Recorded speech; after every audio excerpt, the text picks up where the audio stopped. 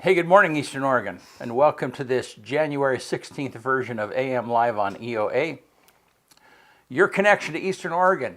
And don't forget that all of our content is available at eoa.network.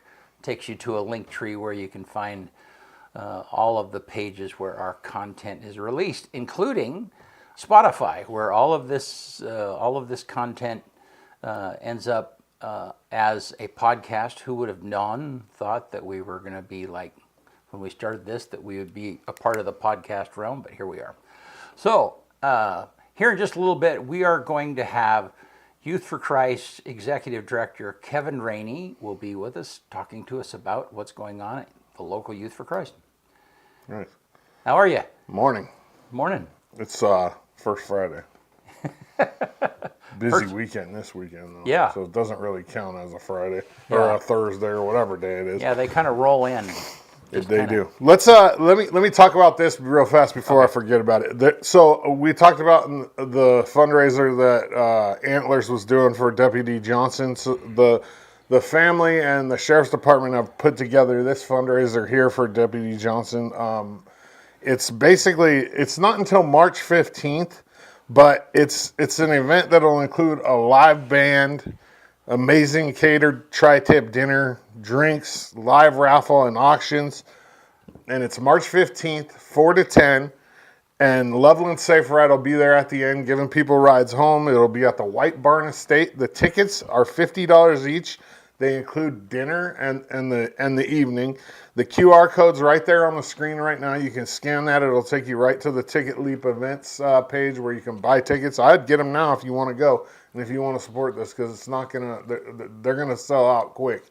And if you have a donation for the silent auction, you can either get a hold of Tierra Simons or Union County Sheriff's Office. You can message them right here on Facebook if you don't have another way to contact them. You can call them. And yeah, this is a great opportunity for us to come together again. I like to liken it to the whole McKinley fundraiser. Like, this community, this is what we do. So show support for a local law enforcement officer that needs our help. Good stuff, remember? Man. Oh, go ahead. No. Remember I was telling you about the stuff down in Southern Oregon in Ashland with the newspaper? Remind me. Like, they closed in like 2023, right? Okay. And something or somebody has still been putting out news stories from really? this place. Okay. Well, OPB I dove into it because I was interested in it. I was like, what the heck's going on here? Well, the managing news editor for OPB, Ryan Haas, went in and did an investigation, basically, and come to find out that for like the last 2 years, it's been AI writing these stories. Yeah, it's crazy. I'm gonna put a link to the YouTube video from OPB in the comments. It's been AI doing the news for Ashland. So the name of the newspaper was the Ashland Daily Tidings. Right. It's been around since 1876. It closed in 2023. Right. And for the last almost 2 years, it's been an AI. 8 different AI personalities have been writing and contributing to this. And basically what it says is, why do the editor from OPB says, why do all the articles posted here seem vaguely familiar?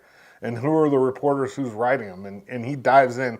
I put a link to the YouTube video, and I also put a link to the article on OPB about the whole situation. But they're one of the questions that it brings up is like, is there going to be a need for news anymore? You know what I mean? Like, or is AI just going to handle it? It's crazy. Well, but I think the thing that doesn't make sense though is somebody's got to be generous. Somebody's got to be telling the AI to do it. I mean, I don't think AI is to the point.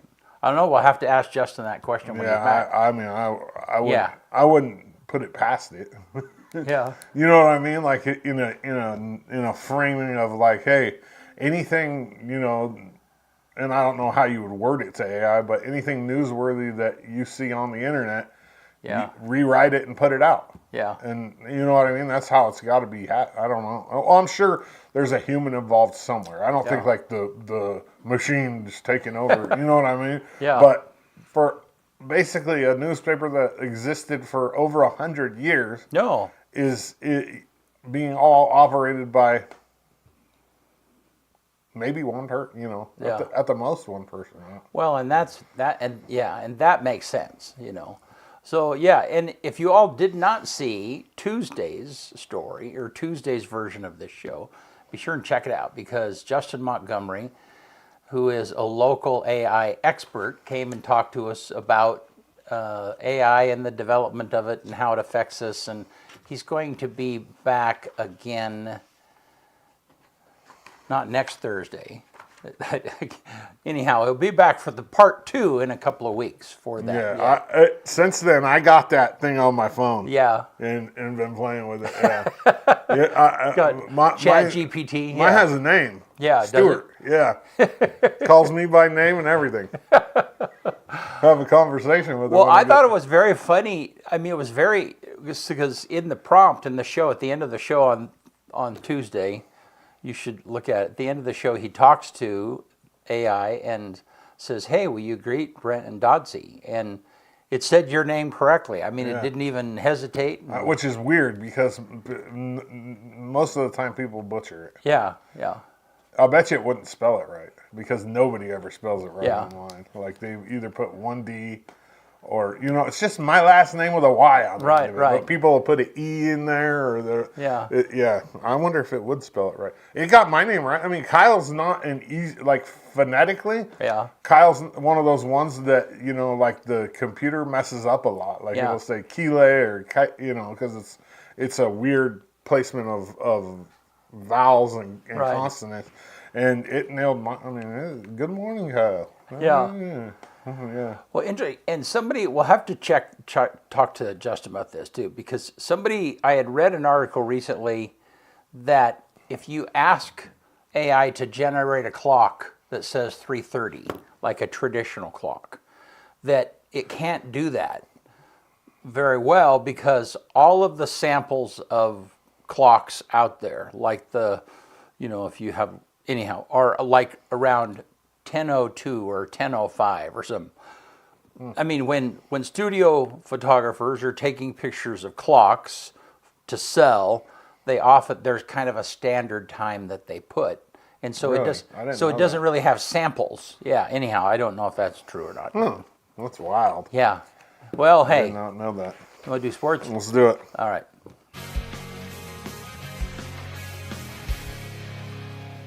AM Sports Report brought to you by Hobby Habit right here in LeGrand. They're getting new Legos every day, like the Lego Technic Volvo FMX truck and the EC230 electric excavator. The excavator toy comes with opening doors and tons of features. See it swivel 360 degrees on its tracks, then use the pneumatic pump to lift and lower the scoop. Young construction site fans can imagine working on a modern site as they lift and lower the charging station using the scoop and chains. Ready to attach it to the excavator toy. 411 First Street right here in LeGrand. Hobby Habit, just for the fun of it. LHS Boys and Girls Wrestling are in Redmond this weekend for the Classic. That's a big tournament. I'll keep you guys updated over the weekend. I got my people on the ground in Redmond to get me pictures, and Track Wrestling will keep us updated throughout the weekend. LHS Boys Hoops hosts Nissa tonight for a non-league contest, 6:30 p.m. The boys are 3-10 on the season, but they did win their GOL opener versus Ontario a couple days ago, which was awesome. I mean, it's a big win, and they're looking to win back-to-back games for the first time this season. LHS Girls Hoops goes to Central Oregon tomorrow and will play Mountain View at 6:30 p.m. and then Redmond on Saturday at 2. Both of these games are non-league, and the Tiger Girls look to better their record. They're 9-2 on the season. They're tough this year. They're definitely a playoff team that's looking to make a run. EOU men's and women's hoops are at home this weekend after both teams lost to their travel partner, College of Idaho, on Tuesday. It was sad, man. EOU was the women were kind of out of the game the whole game. They lost, and then the men were up. This is the number 2 at the time, number 5 now, but number 2 at the time team in the country they were playing on the road. They were up by 2 at half, and then College of Idaho comes out in the second half. They ended up beating EOU by like almost 30, and it was tough. The women's team plays Warner Pacific tomorrow night at 5:30 in Quinn, and Multnomah on Saturday at 3, while the men tip off at 7:30 tonight against Warner Pack, and then 5 on Saturday versus Multnomah. EOU men's wrestling is in Salem on Saturday for a duel with Corbin. Corbin's I want to say Corbin's in the top 10 right now in the country. They're tough. It's going to be a tough duel for EOU. We dropped the first duel with them. I think I don't remember the exact score, but I think EOU wrestling's struggling a little bit right now. I don't know if it's injuries or what. We still have the third-ranked wrestler in the country at 184 in Kyle Knutson, and I'm sure Azure will get this ship righted and get these guys ready for nationals. The women traveled to Olympia to duel Evergreen State on Saturday and wrestle in the Evergreen Open on Sunday. And Sports Report brought to you by Hobby Habit, just for the fun of it. All right. Good stuff. Thank you, man. Yep. All right. Well, let's look outside and see what we got out there. It's like this chilly. Clear. Yeah. Yesterday morning, I went up and ate with Tanya at the hospital, and I could see the elkhorns, which you just don't see that very often. It's not so clear often that you can do that. So, I wonder if we're ever going to get smoke up here from California. Who knows? Let's look at that weather graphic, Bennett. So 27 tonight, and then the wind is blowing today, 22 miles an hour. I see on Sunday it's going to drop down to the lowest it's been all year, right there. Yeah. 13. So starting tomorrow, it's going to be much colder in the evenings, in the teens. Yeah, and it's not on Saturday, Sunday, Monday. It's barely going to be above freezing all day. Yeah. So it's going to get chilly. But no precipitation, so no snow, which is. Yeah, that's not good. I'm good. But I know you think it's good, but it's not good. Yeah. We have why is it not good? We have plenty of snow in the snowpack. Yeah. The people, if you talk to anybody that talks about water, and that kind of stuff, all the snow is where it needs to be. Yeah. Yeah. We'll see. All right. Well, hey, glad that you guys are here with us today. And here in just a second, we will have Kevin Rainey from Youth for Christ will be with us. We'll be right back. Eastern Oregon is full of interesting people, with interesting minds and interesting things to say. Here at EO Live, we're committed to connecting you to these intriguing people with EO Talks. We let our special guests share their ideas and life experiences with deep, open, engaging, and inquisitive conversations. You'll also be informed in depth on some of the most recent and relevant events, issues, and more. EO Talks on EO Live, your connection to Eastern Oregon, now on Roku.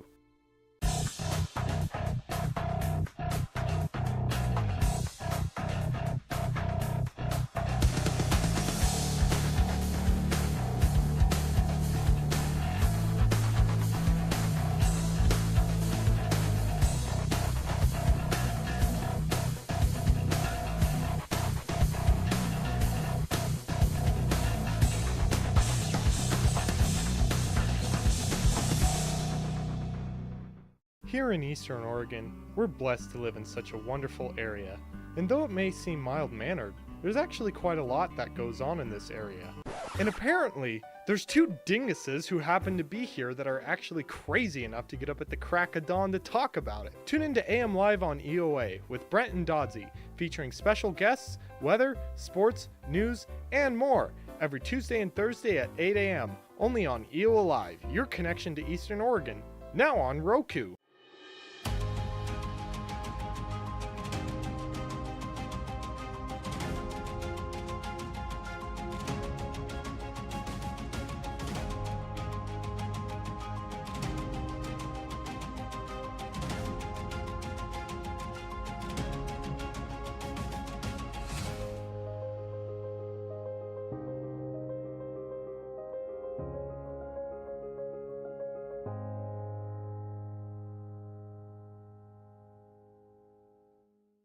discounted. Yeah.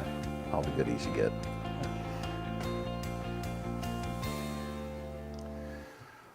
All right, we are back with Sir Kevin Rainey. How are you guys this morning? Good, man. How about yourself? Doing good, doing good. Good. So, man, you and Kim have been there now. What did you say? 21, 22 years? 23 years in youth ministry and 18 now at Eastern Oregon Youth for Christ. So, Wow. Yeah. been a little while. Yeah. Yeah. No, and that's awesome. Thanks for being here. You know, you and I have been connected. In fact, this is we haven't talked about it much, but this is our 15th year in business. Wow. Yeah. And so, Congrats. yeah. know And I think all 15 you've done our banquet videos Right. Yeah. and stuff. So, we've yeah. been So I connected mean, for one a of the long very time. first projects that we did in 2010 was to record. I don't think we did it. We might have done a banquet video then, but I don't I know remember, that yeah. we recorded the banquet itself. I remember Yeah. being there, you know, Yeah. but anyhow, so Yeah, your spaces have evolved over time as well. So kind of like ours, YFCs. yeah, So, yeah, no, I So- mean, man, think of all of the terms, all of the things that we've done over along the way, and it's kind of funny because I remember when we first started streaming. Then, you know, it's like, well, and this is when we were doing those events at the Valley Fellowship Church. Yeah. Oh, yeah, yeah. Yeah. Mm-hmm. And it's like, well, we should stream it, you know, and I mean, I think we just kind of did it as a one, you know, I mean, it was just like, well, I got the stuff, I'm just going to throw it up at the same time. I don't know that we had any viewers because nobody knew about it or anything. We but, we you didn't know. advertise well for Yeah, it, but yeah. started So, doing it. And then but- COVID kind of forced that to some Right. extent. So actually Yeah. that has evolved our banquet quite a bit. And that was Yeah. maybe one of the benefits of COVID for us was the way we were able to start doing home hosts and different things for our Yeah. banquets that we never had thought of or done before. So Yeah. kind of Yeah. changed things, but it in a good way, I think. So, Right. So, well, I guess let's kind of go back and I mean, how did you get into this? You know, I've heard this story many times, but when you went to high school at Yeah, at I was LeGrand at High School. LeGrand High School. Yeah, I'm and you were a born and raised here. knucklehead, as you called yourself, right? Yes, for sure. I was not always the good kid. So, Yeah. well, at least I did a lot of stupid things as a kid, I guess I should say. So yeah, I was at LeGrand High School, and actually my senior year, being a knucklehead, got myself expelled from LeGrand High School and ended up actually graduating in Union. Huh. But I think it was about 10 years later that I started in this role. Obviously, I'd made a decision for Jesus at that point. Yeah. And God had gotten a hold of me and kind of changed my life in a lot of ways. And this opportunity for being the director for Youth for Christ came up, and literally had one of the board members at the time attended our church and walked up and handed me an application one Sunday and said, I think you should, you know, apply for this. So, Yeah. well, here we are 18 years later. Yeah. So I got that position. It was pretty amazing to be able to go back onto campus the first few times there after getting the position, and there was still a lot of the same faculty and stuff from when I had attended school there. So they knew me as a knucklehead, and you know, I'm going, well, yeah, I'm the Youth for Christ guy in there. What? Yeah. You're what? You know. Yeah. So that was pretty cool.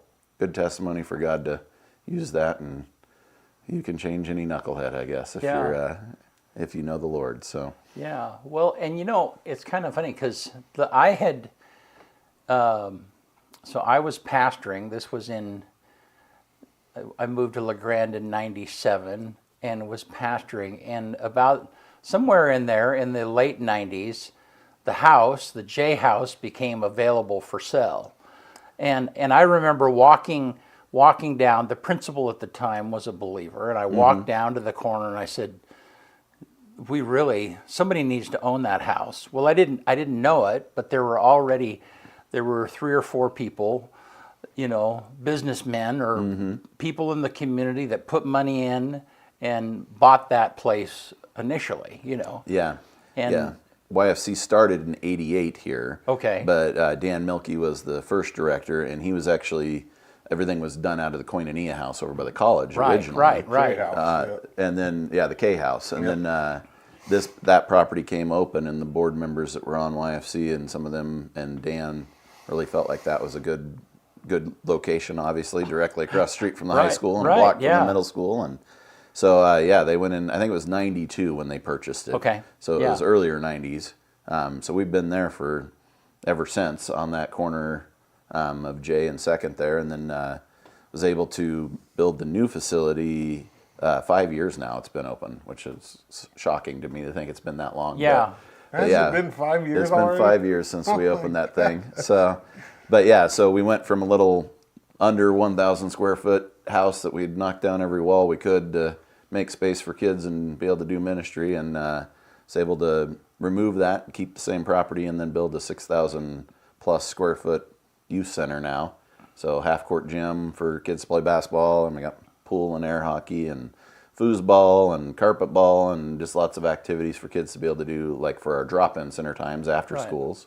Full kitchen. Yep. The Tiger, the little coffee place. Oh yeah, Taste of the Tiger coffee shop. Tiger, yeah, they've been in there since the opening of the building, and they actually were in the old little house at the time. They were having to get out of the high school because of they were going to change their free reduced lunch money if they didn't get rid of the coffee shop kind of thing. Yeah. So, that's right. So they ended up over at our building, and I think I gave them my office at the time, and we cut a hole in the wall and made a window, and they became a coffee shop in the old little house before we moved into the big one. So no, but that story is just amazing. I mean, you and Kim have been central in that because you have been there for so long, but you've had active volunteer support and a board. I mean, all of that happens because people come together and make it happen. It's a community program for sure. Yeah. I mean, the great thing one of the things I love about Youth for Christ is because we're interdenominational, meaning we're not tied to specifically to one individual church. Yeah. We have a ton of different churches that support us locally, and then just a ton of folks that locally support us in the community to financially support us. So yeah, it's great because we get volunteers from all different churches and different places in the community. We have 42 volunteers right now that are there week in and week out helping with ministry and making it happen. So it's pretty cool to see how God's used all that and continued to grow it, and far beyond my abilities. I'm just along for the ride. Well, and Kim said YFC, yay! She's in the comments. She's in the comments. She's chipping in, yeah. So you should be here, Kim. Yeah. We tried. No, because she is, she's as essential a part of what's going on as Well, you well know you were in ministry. There's no one person in ministry. If you're married, your spouse is always involved to some extent, and she's definitely the brains behind the scenes, making me look good on a lot of occasions, better than I actually am usually. And she's been phenomenal and been there the whole time working with girls and making an impact that way. Well, so let's talk for a minute about, how many meals, so the campus of the high school is open. Correct, yeah. The cafeteria at the high school if everybody decided to eat lunch in the cafeteria, they couldn't accommodate that. Yeah, I mean, the facility, when it was built, they didn't have near as many high school students, so I think it holds like maybe 100, 120 or something in the commons. And there used to be multiple lunch periods the way the schedules worked out. And now, due to the way, the scheduling and everything is done for classes and all that, they only have one lunch period that's 35 minutes. Wow. So, and there's, I think there's at least close to 600 students in the high school. Right. So obviously they can't all fit in the commons. So that's a big reason why it's open campus anyway. But then, that did give us a benefit of being able to have an outreach time for lunch. So we do lunch 2 days a week. So we have Taco Tuesdays and nachos, and then mac and cheese and chicken nuggets on Thursdays. And this year we're seeing more students this year than we've ever had, but we're pushing I think our max is 270 that we've had come through the door on one lunch. In 130 in 35-minute period of time, and amazingly got them all fed. Wow. But yeah, usually we're averaging around 210 to 220 each day that come over and have lunch over there. And then like you said, the coffee shop's in there, which is pretty cool. So they're open during the morning and at lunch times throughout the school week for students and the public, but mainly for students at that point. So they're able to also have that open and serve kids as they're coming through and getting food if they want a coffee and that kind of stuff. Yeah. So how much hamburger do you go through on a Annually? on a Taco Tuesday? On a regular Taco Tuesday, we're pushing about 30 pounds, 25, 30 pounds of cooked hamburger, taco meat made up for everything. And then on, I think annually it's crazy. It's like somewhere between 11 and 1,200 pounds of hamburger we go through, process and everything. So thankfully there's a lot of folks in the community that donate beef, and then we get some from like ODF&W for poach and roadkill and some of those kind of things that happen. So that helps to offset that cost. But by far, lunch is probably our biggest expense we have all year long. You know, I think our budget's somewhere around $25,000 this year just for food. Wow. So. Wow, that's okay. Yeah, it's a lot. Yeah. And thankfully, like I said, we have in those 42 volunteers, we have a huge group of adult volunteers that are coming in, and they prep that food and prepare it and serve it week in and week out for those kids. And I get to stand at the door and check kids in and talk to kids. So it works really well for what we're doing, and it's kind of a well-oiled machine, so I stay out of the way. Right. Most days. So now, how do they pay your salary? Just talk about that. So, Youth for Christ, we're a mission organization. So I'm basically the same as like a missionary in Africa. So what it is everybody financially supports as you start with YFC. So when I first started, I had to raise my support through different individuals, and then locally in churches and different things like that to help raise a portion of my salary. And then YFC pays the other half of it, kind of thing, usually is how it's designed. So we actually we're in the midst of that right now, because we were able to hire one of our former YFC kids. Yeah. Right. So Xavier Hosford started in like 7th grade with us, and it's been with us for 15 years now, either as a kid or as a volunteer for the last 9. And so he was able to just come on January 1 as full-time staff up there to help take care of things. So he's in that process of trying to raise his funds as a missionary as well. But that's basically the best way to describe it. Is it's a lot like missionaries overseas. But the bottom line is you have friends and family and people that you have connected with that are taking care of, and they may or may not be here in the community. Correct. Yeah. They're helping take care of half of your salary. Yes. Yeah. So they financially support it. Without a doubt, they're investing. Yeah. Through you, they're investing in the local LeGrand Youth for Christ. Oh, definitely. They become partners in the ministry and make an impact in the lives of kids. Yeah. You know, and through those lunch times, and then we have our drop-in center also, which is predominantly middle schoolers, because most of the time the older siblings in high school don't want to come hang out with their younger brothers and sisters to run around in a gym after school, and they have a lot more on their schedule. High schoolers do, with sports and activities and all that kind of stuff as well. But yeah, so we get a lot of kids over there after school. So we're open Monday through Thursday from 3 to 5, and we get anywhere from 20 to 70 kids a day, depending on how many show up. Right. And we have a snack time, and they can just kind of hang out and play games and do different things and be kids, and a bunch of adults there to, make sure they have a safe space to do that in, and not kill each other and those kind of things. So yeah. So let's talk about Xavier for a minute, because what a cool story. He was one of the. I remember recording him sitting at a picnic table.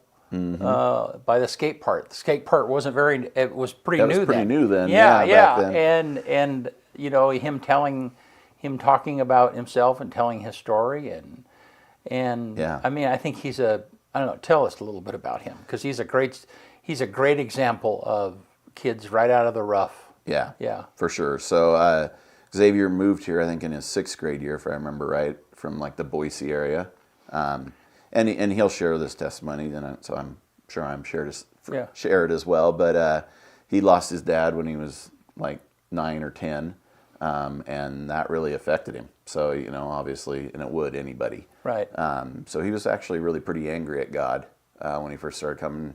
Not a believer at all, not interested in what we had to say about God, but God kept bringing him back and kept showing up. And I remember I was kind of mentoring him directly in a lot of cases early on, that his mom had kind of asked me to do that. And so as we were meeting, I remember just asking him one time, it was probably months into it or something, because he kept showing up and being there. But, most of the time when I was sharing anything from Scripture, he's like, yeah, I'm not interested, or, being against it kind of thing. And I remember just asking one time, I'm like, dude, I love having you here, but why do you keep coming? Why are you here? You obviously don't agree with what I'm saying about who God is or any of these things. And I just remember him saying, well, it's because you love me. And so much of our ministry is relational ministry, where we're able to just engage kids that are having, all of us have a hard time growing up. It's never easy for anybody. And where they're at, and meet them where they're at, and get to know them and love on them, and eventually maybe God gets a hold of their heart. So that's really what we do. And so then he did make a decision, I think his 9th grade year, so he'd been around for a while, and going to things, and then stayed involved and became one of our student leaders as a high schooler to help with middle school and everything. And right out of high school wanted to be a volunteer and join in, and he's been involved, like I said, for 9 years at a club level for middle school clubs, helping there and going to camps and pouring into kids and making an impact. So it's really cool to finally be at a position and a spot financially as an organization to go, okay, well, let's hire him and get him into the mix of doing things to help kind of free up some of my time as well. Right. And let me do some of my other job titles that I never seem to get to. Right. So, yeah, it's been a blessing and cool journey to see him come full circle. Absolutely. Yeah. Talk about, when you want to see a YFCA success story, here we are, Xavier. Right. He's a great example of that. And we hope, and we know there's tons others that we've seen that happen with, and because we've had a lot of volunteers that have been former kids over the years that have stayed engaged and stuff.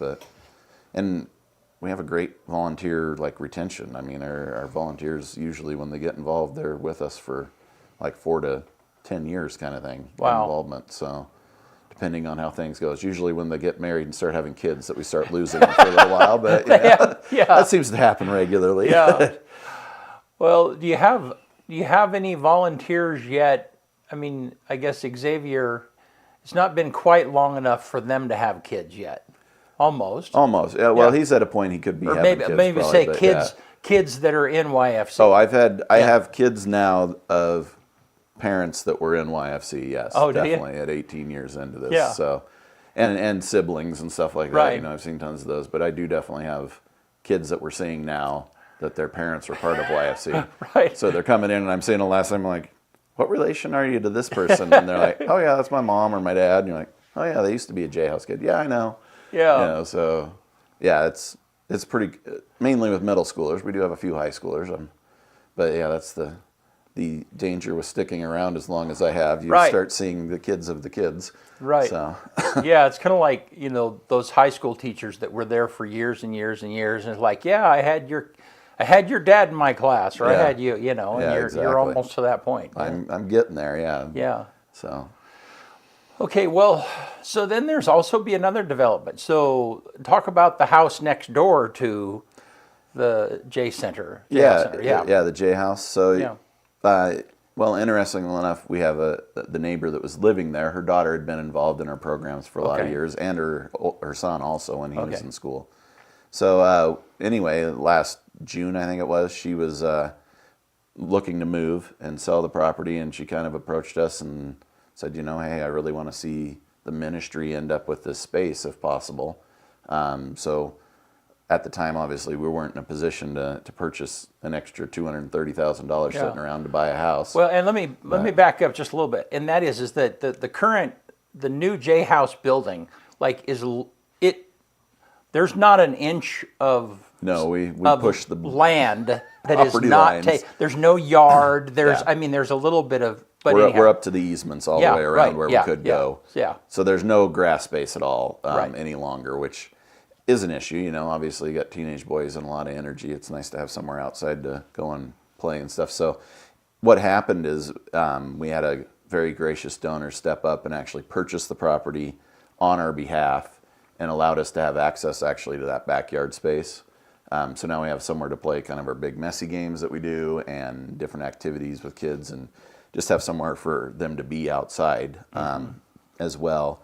And we're in that process of trying to raise the funds to be able to purchase it back from this donor over the next couple of years. Yeah. So I think we've raised to date about $50,000 to go towards purchasing that house. So.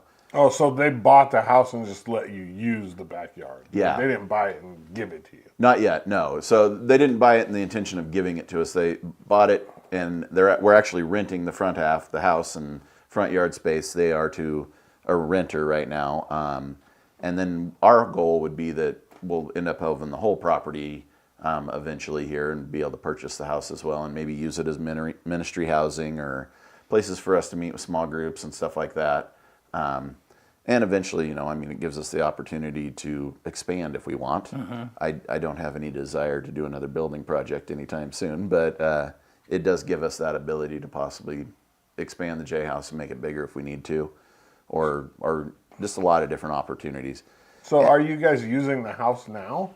No, so just the backyard space and then our facility currently until we're able to purchase it, because otherwise it'd just be sitting there vacant or us utilizing a little bit, but it wouldn't be a great investment on these donors' part to just let it sit there. Yeah. So.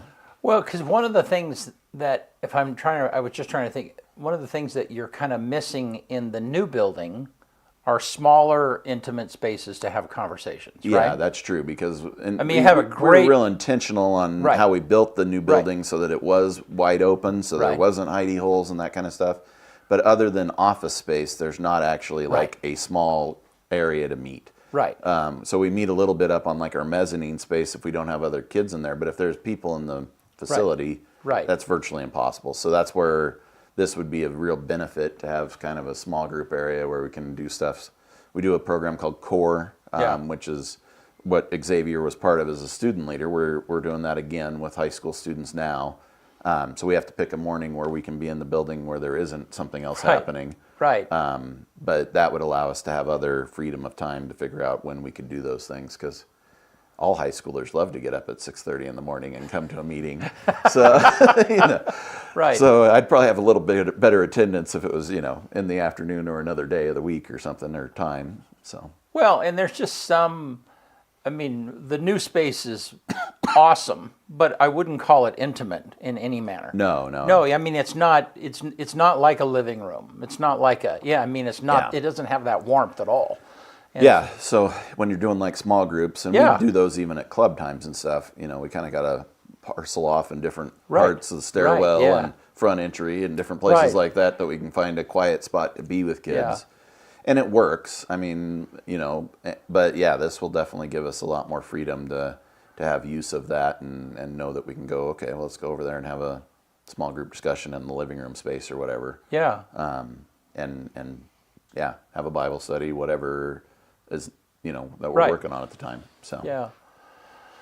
Well, cool. Well, if you were kind of project out there, what are your needs? What are things that as you kind of look at the program and it's like, wow, we're just barely on the edge of making this happen, and this would be really helpful if we had this. Sure. We always need more volunteers. That's always a necessity, especially at our drop-in center times, because that's always a hard time of day. What time is that? 3 to 5 p.m. Okay. Monday through Thursday, but people are working, getting folks to be able to volunteer for that space is difficult. So that would definitely be a need, is some volunteers. Financial support, obviously, to be able to continue to feed as many kids as we do and have the programs that we do. We are able to have kind of our own transportation ministry in some regard. We have 4 vehicles that we're able to take kids home from that drop-in center time, and we pick up and drop off kids for our club nights and stuff like that. So just, the expense of that is in there as well. But, I think the biggest thing is volunteers and financial support, prayer support, having people get engaged. We're definitely looking to hopefully be able to expand Youth for Christ ministry as well into some of the outlying communities. So we've been in a process of speaking with Carpenter's House Church out in Union about having a joint hire possibly there, where we'd have someone come in that could be a campus life director for Union Middle School and High School, and start doing clubs like we're doing here, there, and then also be part-time youth staff there at the church. Yeah. So trying to look at how we can have a bigger impact on Union County as a whole, because, I mean, unless you have a car, it's pretty difficult for kids from like Union or Cove or Embler or anywhere like that to participate in what we're doing on a weekly basis. Right. So, you know, one of our mission statements is always to go where kids are. So we're trying to figure out how do we get into those communities to go where kids are. Yeah. So. Well, awesome, man. And so, if somebody wants to volunteer, what would they do? Best thing to do would be go to our website. So the www.eoyfc.org, and there's a Get Involved tab that you can click on and look at volunteering. Obviously, being a volunteer with youth anything, you have to have background checks and all that kind of stuff, and there's a vetting process for all that. But yeah, that's how you kind of get involved, and then you can indicate on there what you're interested in being involved in, whether it's like lunches or drop-ins or club nights, and how you can get engaged that way. Food donations, in-kind stuff is huge as well. I was going to say that earlier, that, you know, if you have beef and want to donate it, please let us know, because like we said, we're going through a lot of that. But snacks too as well, for like those drop-in center times. You know, we can get store-bought stuff, but it's a whole lot more meaningful for kids when they get homemade things. So, you know, homemade cookies are always better than the store-bought ones. So, but Are you allowed to accept like homemade stuff like that? we are, because we're not in a position where we're giving it away for free. So it's Oh, you're basically not like having selling- everybody at our house, but I have 200 and some people in my house every day for lunch, kind of thing. Right. So yes, there is some leeway with us being a nonprofit and a church organization that we're able to do that. And obviously, we vet who those people are. It's Well, not yeah, just some yeah, random yeah, person. no. You can't just show up and I don't know you and hand Yeah. me food and I'm going to give it to Some somebody. random guy off the street, yeah. like, I got these brownies for you. Yeah, exactly. No, that's not how that works. So yeah, we have to have some credibility on who you are. Yeah. But yeah, I mean, we're able to do that, and it's, you know, it's a blessing to be able to see that. And I have a lot of ladies that like to bake and different things that do that for us already to a certain extent, and kids are always excited to see those kind of snacks, and they're better for them and all that kind of stuff too. So Cool. So you have an event coming up. Let's talk about that. And let's talk about the history of your events, and then how we got to how COVID changed that, and tell that story a little bit. Sure. So yeah, like we were saying, for so many years now, we've been doing an annual banquet. It's kind of our biggest fundraiser of the year. So it's coming up now on January 31st is when it is, at 7 p.m. So it's evolved, because it used to be where we would meet and have, like at Valley Fellowship down there, we'd have, 32 tables of people. So we have about 270, 280 people in the room for a live presentation, where we'd have kids share some testimony, and we'd have a keynote speaker and myself get up and talk about the ministries and what's going on. And then obviously it's a fundraiser, so there's an ask involved of trying to raise some funds for the program for the annually. And as that's evolved with COVID and everything, we've now started doing what we call home hosts as well. So and some church partnerships where we have watch parties. So like Grand Reach is one of those churches that partners with us every year to have a watch party, and they'll have 8 tables of people that will be joining out there to watch the programming. We'll have 10 tables at J House for folks to participate and watch the programming as well. And then hopefully about 20 or so home hosts that will actually be able to watch it from their house and watch the live stream that we put up either through your guys' website or ours, and on Facebook, I think, too. So there's multiple ways to be able to watch it. But what's been nice is with that change, it's also allowed, like if somebody's out of town and not going to be able to make it, but they usually attend or something, they can really watch from anywhere, because now it's on the internet. So you can join and watch in from anywhere and participate in what the programming is, and see what's happening in the ministries and get an update. So it's pretty cool to see how that's changed. And like I said, it's kind of funny. It's like you can tell by the personality of hosts So if they're an extroverted person, they're going to be at J House with a table probably. Right. If they're that introverted person a little bit, they're like, yeah, I think I'll do the home host thing where I can just have some guests over to my house and watch it.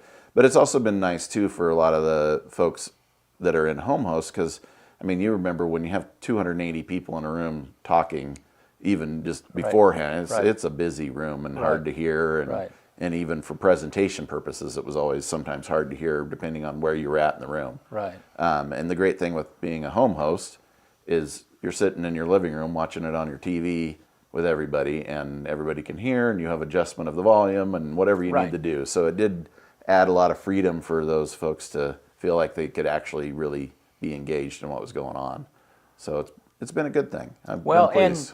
And if you're a home host, though, you don't have to cook. The food is a part. Yeah, talk about that. So yeah, we have a Class Act Catering has been our caterers forever, and they do a phenomenal job every year. So as a home host, or even at the Grand Reach or J House, those folks are all paying to be hosts. So it's $200, and that covers you and eight people at a table. So 8 people get a catered meal, which is top notch. Right. And a chance to be able to eat beforehand and then see the programming and be a part of it. Yeah. So yeah, that's something we're still looking for. So if you're interested and would love to maybe be a church watch party or a home host or anything, please let us know, because love to get you involved and have an opportunity to be a part of it and enjoy some of the good food, hopefully. Yeah. So, What's the menu? You know the menu? yeah, we're doing. So they do a fontanini beef, which is phenomenal every year, and then we have an Alfredo chicken.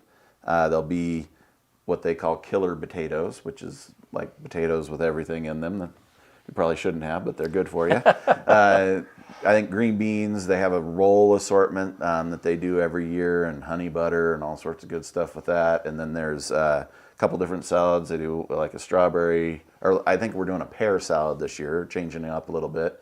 And broccoli salad, I believe, was the other thing. And then they do like a dessert buffet. So they basically have like 4 or 5 different options of desserts that you get. And even as a home host, you get, like a thing of 6 or 8 different kinds of dessert and everything you need for all 8 of you to be able to have a hearty meal, to say the least. Nice. So yeah, it's a good menu and amazing food. I mean, I literally plan the date of the banquet around when the caterers are available. So well, and the crew that puts that together. I mean, sure. Not only do you have all that and you have the caterer, but all of that food ahead of time. I mean, yeah, it has to be packaged. It has to be packaged. So then, right before, I mean, I've been there when that happened, and so then, if the event happens, what time does it happen on the 31st? So 7 is when the programming begins. Okay. Dinner is at 6 at most places. And if you're a home host, whenever you want to set that so dinner the whole afternoon of the 31st, it's busy. People are coming by and they're picking up their food to take home. We have to go packs. So there's like a grocery bag that's full of warm food and a grocery bag full of the cold food and all the toppings, and you basically get to take home and put it into your serving dishes and keep things warm that got to be warm, and have it ready when people show up. And then on top of that, the caterers turn around and do a buffet style there at J House, where they set it up full on for people to walk through and do and everything. So it is a lot, definitely for them, and they have an amazing group of volunteers that works with them every year, and then we bring in a ton of folks as well to be able to pull that off and have them, have it go fairly seamlessly. I think we're on our 5th or 6th year now of doing it like this. Well, and we were you were forced to do this during COVID. Yeah. And then, but afterwards, you realized that, hey, we have access to a lot more people than what we had before. Yeah, I mean, it really does. Like, case in point, my board chair, Doug Hopper, they're kind of down south right now, taking a little furlough and time away. So he won't be back in time for the actual banquet, but he'll be able to participate wherever they're at. Right. And join in and see what's going on. So yeah, it is kind of neat to be able to do that. And even for like our speakers, our keynote speakers, I mean, you know what it's like in La Grande, Oregon in January and February. Sometimes it's not too bad and clear and beautiful outside. Other times we have 2 foot of snow by now. Right. And getting in and out of this valley is becoming more and more challenging to get over freeways that aren't closed and all that kind of stuff. So it really allows us to be able to have a speaker from pretty much anywhere because they're able to do it from Right. where they're at. So this year, Bobby Arkills is our speaker, and he's in Tacoma area, and will be able to join us from there. Right. So it's pretty cool to be able to use the internet for this and have that kind of a reach and impact beyond just what happens right here in the valley. Yeah. So, Well, very cool. All right. So again, that event is streamed on our network, and so all of the places where you can see all of our stuff, you will see the Youth for Christ banquet that particular night, and then it will also be on the Youth for Christ Facebook page and our website, and I on the think, as well, website. yeah. So there's just lots of places where people can access that, Yeah. and the whole point is for people to donate to those causes, and so I guess I would encourage you all to consider that. It's this program is amazing. I know what I was going to ask you. So there's got to be a time. I mean, there's so much going on that is like. I mean, are there times like this is working just fine? I am not going to inject myself in this at all. I mean, you know what I mean? I mean, there's a lot of that, there's right? times Yeah, like that. Yeah, definitely.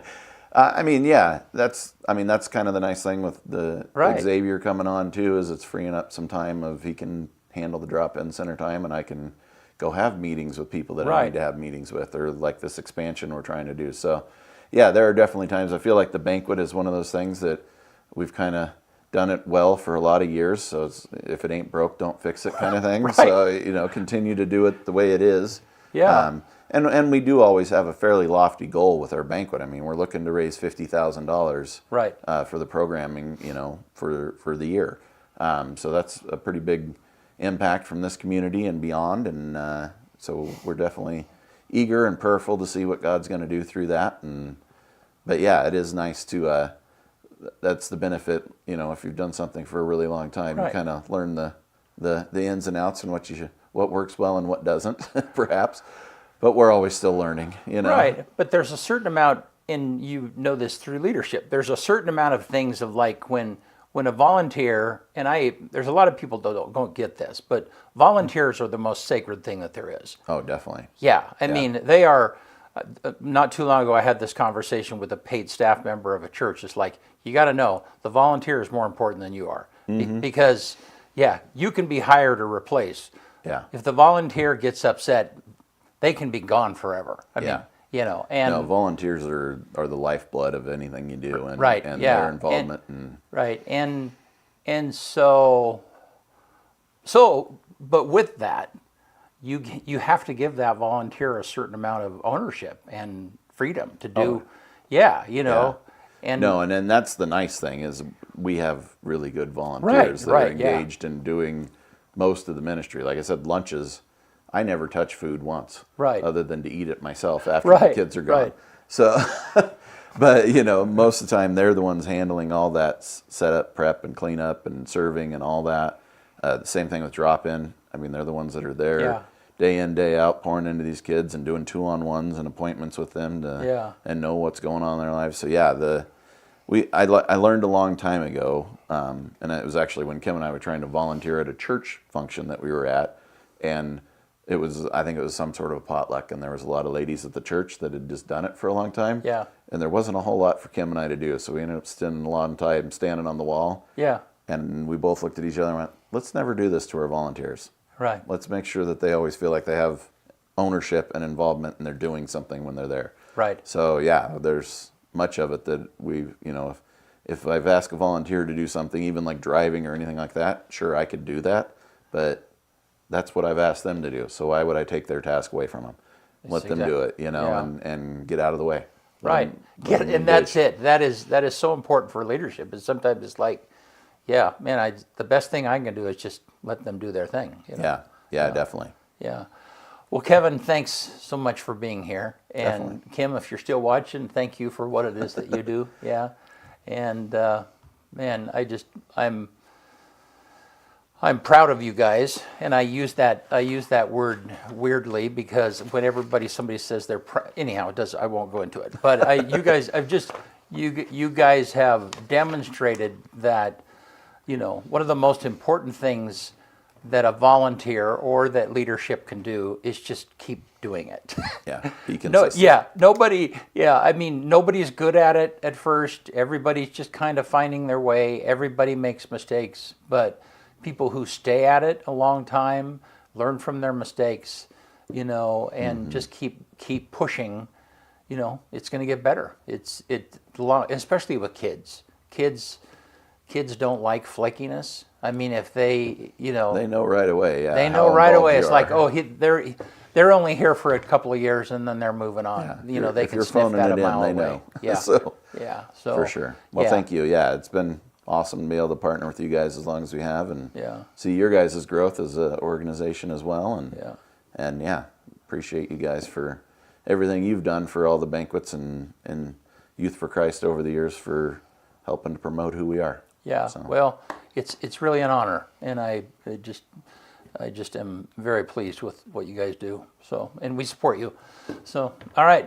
Hey, you want to get us out of here? Let's do it. On this day, what is today? January 16th? 1547. Ivan the Terrible, at the age of 17, crowns himself the first Tsar of Moscow. 1868 on this day, the refrigerator car is patented by William Davis. And he got his start as a fish dealer in Detroit and was sick of the fish going bad. So he's like, man, we need to put some sort of refrigeration on wheels. 1919, on this day, the 18th Amendment of the United States Constitution authorizing the prohibition of alcohol is ratified by a majority of the United States states. 2016, on this day, the first ever flower grown in space, a zinnia, aboard the International Space Station using NASA's Veggie system. 2020, on this day, former Sacramento State softball player Alyssa Nacken becomes the first woman to hold a coaching position on an MLB staff, Major League Baseball, when she was named an assistant for the San Francisco Giants. The number one song in America on this day, 20 years ago, 2005, Over and Over, Nelly and Tim McGraw. And the quote of the day comes from Albert Einstein. One cannot help but be in awe when he contemplates the mysteries of eternity, of life, and of the marvelous structure of reality. One more time. One cannot help but be in awe when he contemplates the mysteries of eternity, of life, and of the marvelous structure of reality. All right. Yeah. Good stuff. Hey, Yeah. thanks, Kevin. thank you guys. Appreciate you having me on. Appreciate you being here. All right. We'll be back next Tuesday. Yeah. See you soon.